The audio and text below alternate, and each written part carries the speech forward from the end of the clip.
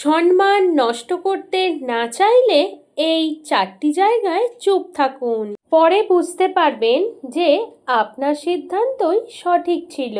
Number 1, যখন কেউ আপনার অনুভূতি বোঝে না, আপনার কষ্ট ও মন খারাপের কারণ বোঝার চেষ্টা করে না, তখন তার ওপরে ক্ষিপ্ত না হয়ে সেখান থেকে চলে আসুন। নাম্বার 2, যখন কোনো মূর্খ বিনা কারণে না বুঝে তর্ক করে, তখন কথা না বাড়িয়ে চুপ থাকুন, কারণ মূর্খদের সাথে কখনোই তর্ক করে জেতা যায় না। নাম্বার 3, নিজের পারিবারিক ঝগড়ার কথা কখনোই কাউকে বলতে যাবেন না।